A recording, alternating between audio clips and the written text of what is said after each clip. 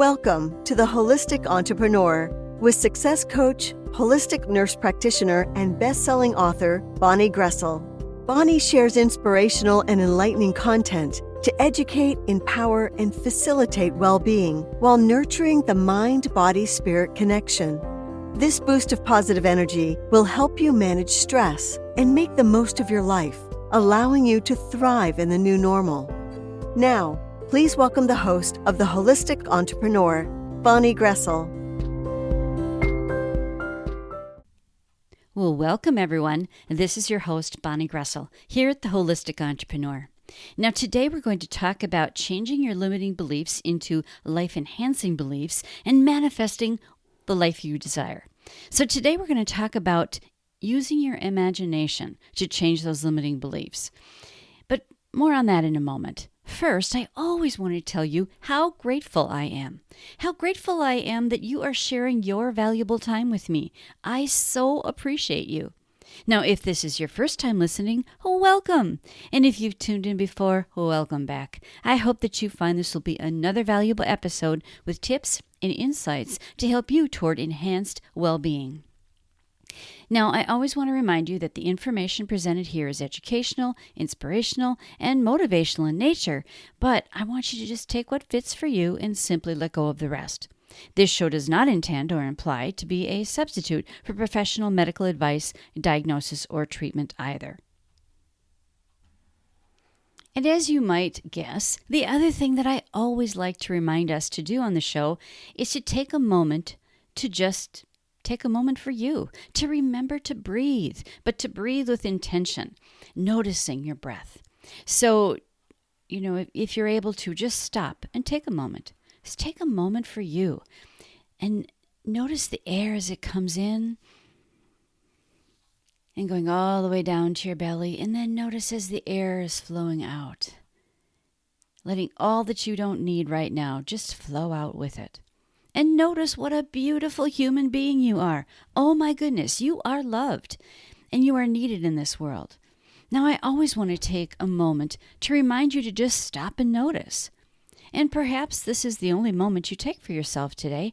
And if so, it is what it is. But the more you do this, the better. It is so helpful for your general well-being. And remember to check out the show page, the links that I have for you based on what we talk about. And you can always connect with me at bonniegroessl.com. And I'd love to hear how it's going for you. Please post your progress or any questions on the Facebook page. And the link is in the show page below as well. It's just at Coach Bonnie Groessl. So reach out to me, private message me, send me an email. I would love to connect with you. Now today, we're talking about one of my favorite topics and something that I love to do. I've loved to do this since I was a little kid. And you may have done this a lot when you were a little kid. It's using your imagination, pretending as if. Imagining that you've already achieved your goal, whatever that goal is. We probably all did this a lot as kids, right? We played dress up or we played house. We were pretending. We had imaginary friends. As I was thinking about this, one memory came to my mind that is really just kind of funny, so I'm going to share it with you. One of the things I used to love to do was pretend that I was flying a spaceship. So I would sit on my bed, which was right up against a window. And that window looked out into our backyard with some trees and other vegetation. And I would sit on my bed and pretend I was flying the spaceship to faraway places. And sometimes my little brothers would join me in the spaceship. It was always such an adventure. So what did you pretend when you were a kid? I'm sure there were lots of things you pretended. But, as we grow up, we kind of lose that. And as adults, we kind of forget how to pretend. But I think using imagery is a powerful tool that you can use to manifest anything that you desire. We've been talking about limiting beliefs and how they keep us stuck and from achieving the life that we desire. We talked about the power of affirmations as a tool to change those limiting beliefs into life-enhancing beliefs. And the key to affirmations as an effective tool is to believe what you're saying.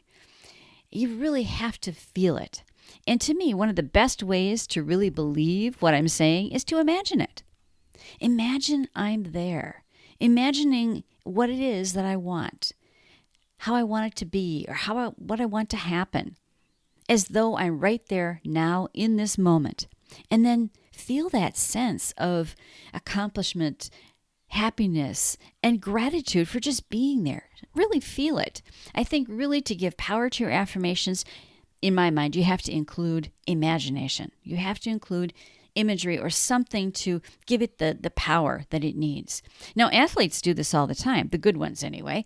I mean, the golfer imagines the ball going into the hole or the shot just the way they plan it to be.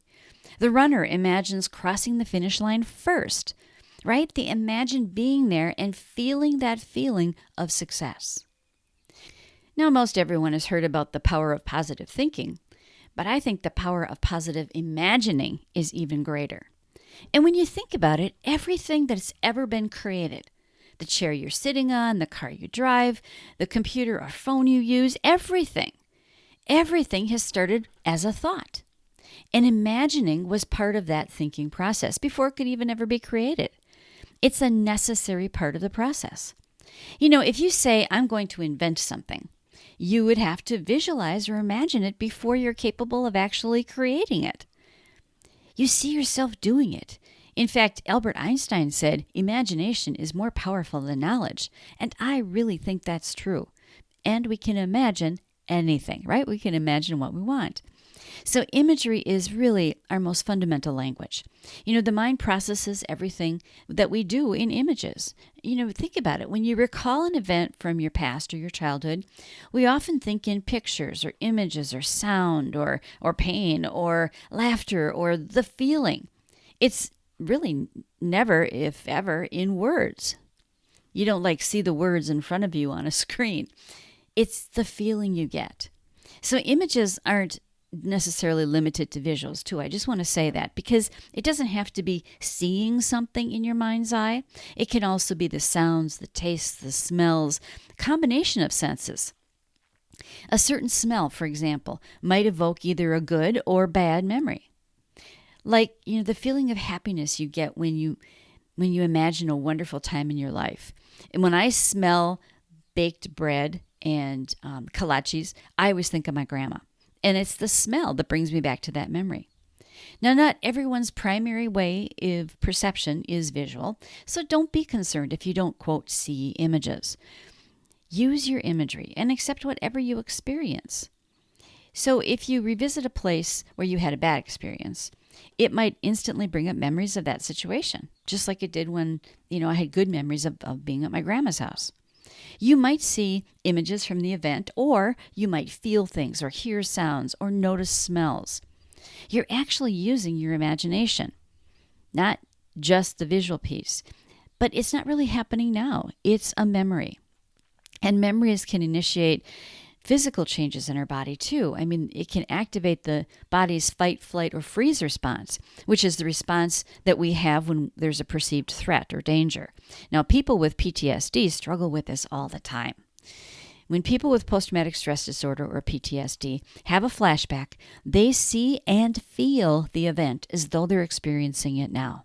The sounds, the smells, the feelings, but it's not really happening now.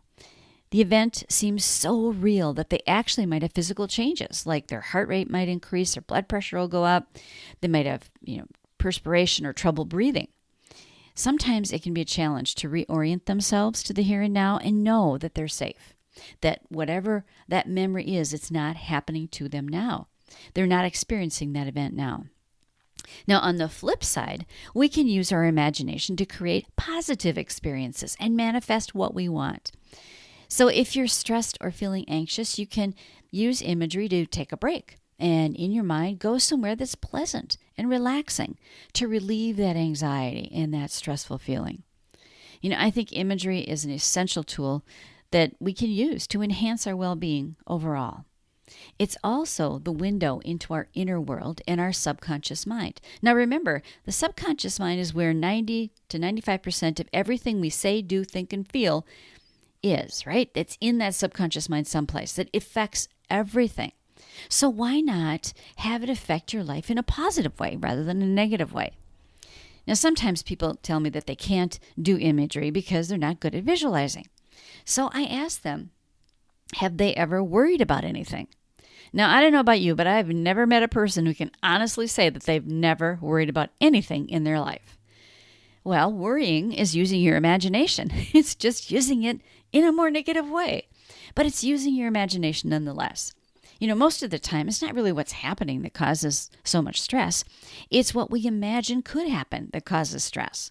The situation hasn't really happened. We're just imagining what could happen. And many people imagine the worst case scenario and feel like it's happening right now, but it's not. So try this simple exercise to just sort of test out your imagery abilities. Now, if you're driving a car, maybe you don't want to do this, but if you're in a safe place, take a moment.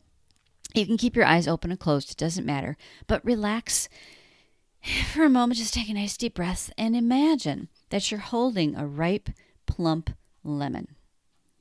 Feel its skin and notice how bright it is in color, that yellow, bright color. And then imagine putting it up to your nose and smelling it. Perhaps you can imagine what it smells like.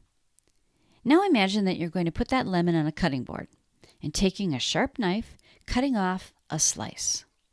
And as you slice into the lemon, juice squirts out maybe onto the counter, onto the cutting board. Now imagine picking up that lemon wedge that you've just cut, smell it, take a big bite into it, allowing your sour juices, those sour juices of the lemon, to squeeze into your mouth. So, did you salivate or pucker as you imagine cutting and tasting a juicy lemon? Well, if so, you just used your imagination to evoke a physical response in your body.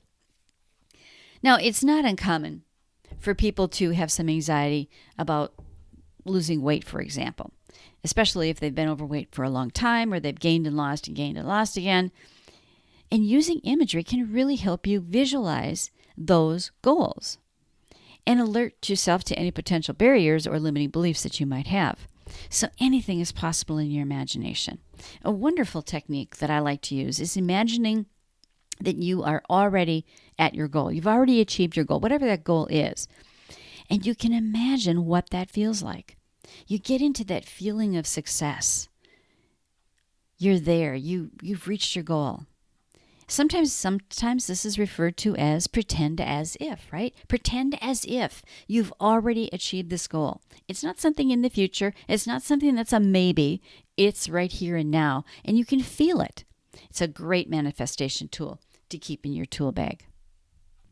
Using mental imagery is such a powerful tool, especially when you're in a focused state of attention, which could be relaxing and, just like inside in your inner world, or something that's really got your attention. And as I mentioned, imagery may not just be seeing things, not just the visualization, but it's also feeling and hearing and smelling, or really any of your senses. Sometimes it's just a feeling you get. When you're in that state of concentration, that focused state, ideas and suggestions are really compatible with what you want to have happen, especially because it activates that subconscious mind. That's where, 90 to 95% of everything is. So using imagery in that focused state of attention makes it even more powerful. So your action step is to spend some time pretending as if and imagine what that feels like. Enjoy that feeling of happiness, success, or whatever awesome feeling you evoke with that. And I want to hear how it's going for you. So please post something in the Facebook page. I would love to hear from you. So until next time, I wish you health, happiness, and abundance. I want to thank you for joining me at the Holistic Entrepreneur Show today. I know that time is our most precious asset, and so I appreciate you spending your time with me. Now, my purpose is to be of the best service to this community. Whether it's your personal or your work life, I'm here to support you. The best place to get the latest scoop is at bonniegroessl.com. Everything is there. We can connect, and you'll find special offers and gifts that I have for you to help you attain the health, happiness, and abundance you deserve. And I encourage you to sign up for my monthly newsletter for more useful information and exclusive offers. The links are on the show page below. And finally, don't forget to subscribe to the Holistic Entrepreneur Show on your favorite podcast directory so that you automatically receive the newest episode when it's released. Until next time, this is Bonnie Groessl, wishing you health, happiness, and abundance.